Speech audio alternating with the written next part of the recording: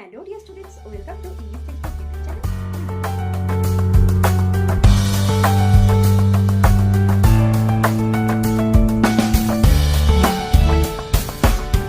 Hello dear students, welcome to English Textbook YouTube channel. We make English easy. আমি অশোকা চলে এসেছি আরও একবার তোমাদের জন্য একটি নতুন টপিক নিয়ে। তো চলো দেখে নাও আজকে কী নিয়ে আলোচনা করব। ইয়েস, আজকে আলোচনা করব এবিটি টেস্ট পেপার 2025 এর পেজ নাম্বার 212 বা 212 নিয়ে আলোচনা করব আজকে একটি রাইটিং নিয়ে।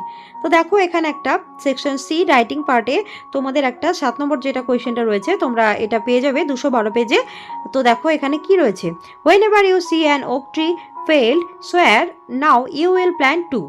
Unless you swear, the black oak bark will wrinkle over you and the root you among the oaks where you were born but never grew. এই যে কোটেশনটা দেখতে পাচ্ছ, লাইনটাকে চেনা চেনা মনে হচ্ছে? একদমই ঠিকই ধরেছো, এটা তোমাদের যে 4 লেসন রয়েছে 4 লেসনে এই কবিতাটি রয়েছে। My own true family, Ted হাক্সের লেখা একটি কবিতা। তো সেখান থেকে এই লাইনটা তোমাদের প্যাসেজ থেকে তুলে দেওয়া হয়েছে, পোয়েম পার্ট থেকে তুলে দেওয়া হয়েছে। তো যাই হোক, তো এটা তুলে দেওয়ার অর্থ নিশ্চয়ই রয়েছে, এমনি এমনি দেয়নি। তো দেখো, what does it reflect on the natural relationship between man and tree. তো মানুষ এবং যে গাছপালা তাদের মধ্যে একটা প্রাকৃতিক সম্পর্ক, তার উপর কী প্রভাব পড়ছে সেই বিষয় সম্পর্কে এটা লিখতে হবে। Write a letter to your friend expressing your opinion in this regard within 100 words. তো এখন কি করতে হবে, তোমাকে একটি চিঠি লিখতে হবে তোমার বন্ধুর কাছে। তো তোমার এই সম্পর্কে যে কি অভিমত রয়েছে যে গাছের ব্যাপারে সেইটা সম্পর্কে, এবং গাছ এবং মানুষের যে একটা সম্পর্ক, প্রাকৃতিক একটা বিষয়, তো সেই বিষয় সম্পর্কে তোমার কি মতামত রয়েছে সেটা জানিয়ে 100 ওয়ার্ডের মধ্যে তোমার বন্ধু বা বান্ধবীকে একটি চিঠি লিখতে হবে।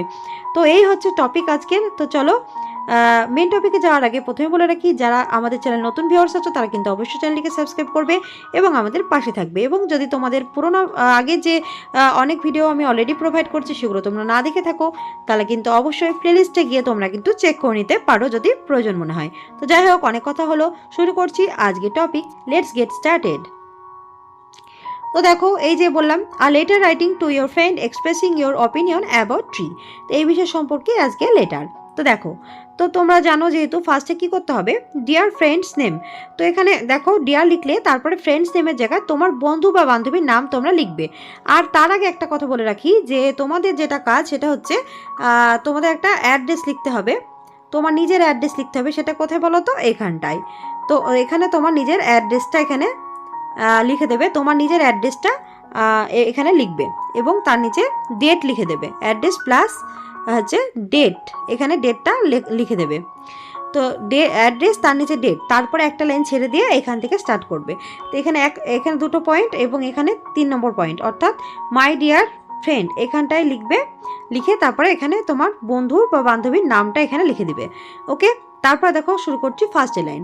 I hope you are doing well, আশা করি তুমি ভালোই আছো। I recently came across a beautiful quote in a book that made me think deeply about our relationship with nature. তো আমি সম্প্রতি একটা সুন্দর কোট হচ্ছে উক্তি বা লাইন। তো আমি বইয়েতে একটা সুন্দর একটা উক্তি দেখতে পেলাম যেটা আমাকে গভীরভাবে ভাবতে বাধ্য করলো অ্যাবাউট আওয়ার রিলেশনশিপ, আমাদের সম্পর্ক কার সঙ্গে, নেচার, প্রকৃতির সাথে আমাদের যে সম্পর্ক কি সেই বিষয় সম্পর্কে আমাকে গভীরভাবে এটা ভাবতে বাধ্য করলো। কি বাধ্য করলো বলো তো? এই যে বইয়েতে যে একটা সুন্দর কোটেশন বা উক্তি আমি পড়েছি, তো সেটা পড়ে আমি ভাবলাম যে প্রকৃতির সঙ্গে আমাদের সম্পর্কটা ঠিক কি সেই বিষয় সম্পর্কে। তো যাই হোক, তোমরা পয়েন্টগুলো ফলো করবে অবশ্যই, তারপরে কিন্তু এটা লিখবে। আচ্ছা, তারপরে দেখো পরের লাইনটা কি, it speaks of the need to give back to the earth. তো এটা একটা কথাই বলছে, সেটা কি, the need to give back to the earth. তো আমরা তো প্রকৃতির যে সমস্ত জিনিস, জল, মাটি, আলো, বাতাস সব কিছু রয়েছে, তো এইগুলোর থেকে আমরা তো সবসময় নিয়েই চলেছি, তাই না? তাহলে কি আমাদেরও উচিত, প্রয়োজন রয়েছে তাদেরকেও কিছু গিভ ব্যাক, ফিরিয়ে দেওয়ার কিছু রিটার্ন গিফট তাদেরকেও দেওয়া উচিত, specially when we take from it. যেহেতু আমরা তাদের থেকে নিচ্ছি, তাহলে আমাদেরকে অবশ্যই তাদেরকে কিছু ফেরত দেওয়া উচিত, তাই তো? দেখো এখানে কোটেশনটা লক্ষ্য করো, whenever you see an oak tree failed, যখনই তুমি দেখবে একটা ওক গাছকে কেটে ফেলা হয়েছে, swear শপথ করো, নাও এখনই, you will plant 2, তুমি অবশ্যই সেখানে 2টো গাছ লাগাবে, 2টো চারা গাছ লাগাবে। তাহলে কি যখনই দেখবে একটা ওক গাছ কাটা হয়েছে তখনই তুমি প্রতিজ্ঞা করো 2টো চারা গাছ কিন্তু তুমি লাগাবে। তো এইটা কিন্তু দেখো কোটেশনের মধ্যে রয়েছে। তো এই লাইনটাই হচ্ছে মেন বিষয়। তো এইটাই হচ্ছে আমাদের মনে একটা স্ট্রাইক করে। তো দেখো ইট রিফ্লেক্টস, এটা আমাদের মনে এটাই প্রতিচ্ছায়া দেখায় বা প্রতিচ্ছবি দেখায় যে that we must nurture the environment, আমাদের অবশ্যই প্রকৃতিকে কি করতে হবে, পরিবেশকে, প্রাকৃতিক পরিবেশকে আমাদের লালন পালন করতে হবে, প্রতিপালন করতে হবে, as we benefit from it, যেহেতু আমরা তাদের থেকে উপকার পাচ্ছি বা উপকার নিচ্ছি, সেহেতু তাদেরকেও আমাদের কি করতে হবে, তাদেরকে পরিচর্যা করতে হবে, তাদেরকেও লালন পালন করতে হবে আমাদেরকেই। তারপরে দেখো ইট এমফাসাইজেস দ্যাট, এটা আরও বেশি জোরালো করে যে if we fail to protect nature, যদি আমরা আমাদের প্রকৃতিকেই রক্ষা করতে ব্যর্থ হই, we lose our connection to it, আমরা তাহলে কি হব, আমাদের যে প্রকৃতির সঙ্গে যে একটা কানেকশন, যে একটা যোগসূত্র, সেটাই আমরা হারিয়ে ফেলবো। কেন? কারণ যদি প্রকৃতিকে আমরা আজকে যত্ন না করে, একসময় তো প্রকৃতি থাকবেই না, তাহলে আমরা কার সাথে যোগসূত্র রাখবো, তাই না? তো এটা তো আমাদের এখনই ভাবা উচিত। তারপরে দেখো সো তাই বা সুতরাং we must take responsibility and ensure we leave behind a greener world for future generations. তো দেখো আমাদের তাহলে অবশ্যই দায়িত্ব নিতে হবে এবং অবশ্যই নিশ্চিত হতে হবে যে we leave behind a greener, আমরা আমাদের যে পরবর্তী বা আগামী প্রজন্ম, তাদের জন্য একটা সবুজে ঢাকা বা সবুজায়ন, একটা সবুজে ঘেরা পৃথিবী বা বিশ্ব আমরা তাদেরকে উপহার দেব, তো বা তাদের জন্য আমরা রেখে যাব।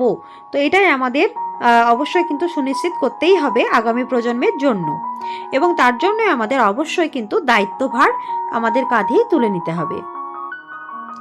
প্লিজ থিঙ্ক অ্যাবাউট ইট, তো প্লিজ তুমি এই বিষয়টা সম্পর্কে একটু ভেবে দেখো। টেক কেয়ার, নিজের যত্ন নিও। বাই বাই, বিদায় জানাচ্ছি। সি ইউ সুন, তোমার সঙ্গে খুব শীঘ্রই দেখা হবে। ইয়োর সেভার। তো তারপর দেখো তোমার নিজের নামটা লিখবে, তোমার বন্ধুর যেহেতু বন্ধুর কাছে পাঠাচ্ছ তাই এখানে লিখলে ইয়োর নেম। তারপরে দেখো এখানে ফ্রেন্ডস অ্যাড্রেস, তো এখানে তোমার বন্ধুর নাম, তার গার্জেনের নাম, তার বাবা বা বাবার নাম, এবং তার যে সে কোথায় থাকে তার অ্যাড্রেসটা, এবং অবশ্যই কিন্তু পিনকোডটাও কিন্তু মেনশন করতে ভুলো না। এখানে কিন্তু এটা ইম্পর্টেন্ট একটা পার্ট। এখানে কিন্তু স্ট্যাম্পটাও দেবে।